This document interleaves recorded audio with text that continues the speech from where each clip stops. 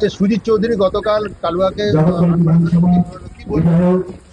দেখুন, জগদ্দল থানা সুজিত কালুয়া যতটা পোর্শন ঘোরানো হয়েছে তাতে ৩৫ নম্বরের মানুষ সন্তুষ্ট নয়।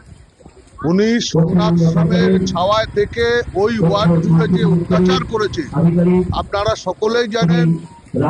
২৪ সালে লোকসভা নির্বাচনে আমাকে মার্ডার করার চেষ্টা হয়, আমি বিএমআরসি হসপিটালে ভর্তি থাকি। ওই অঞ্চলে মানুষকে যে অত্যাচার করেছে ওনাকে কালকে ঘোরানো হয়েছে বুড়িবরতলা মোড় থেকে বালক সংঘ মাঠ পর্যন্ত, এবং এত তাড়াহুড়োর মধ্যে আমরা পুলিশ যে ওনাকে ঘুরিয়েছে এই ঘোরানোতে আমরা বা সাধারণ মানুষ স্যাটিসফাইড নয়।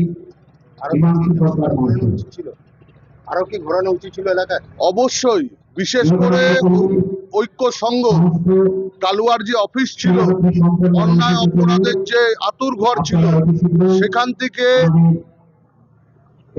জগদ্দল স্টেশনের মেন রোড এন্টায়ার কানন মিষ্টান্ন ভান্ডার স্থিরপাড়া অঞ্চল পুরো অঞ্চলটা যদি ঘোরাতো এতে মানুষ বেশি আনন্দিত হতো। দেখুন, এটা তো বলার অপেক্ষা রাখে না।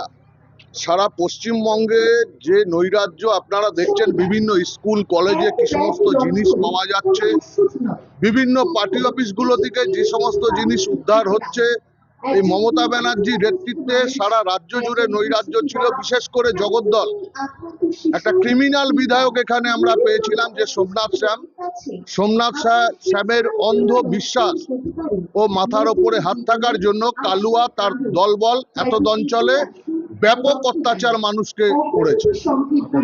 বাপ্পা ভট্টাচার্য।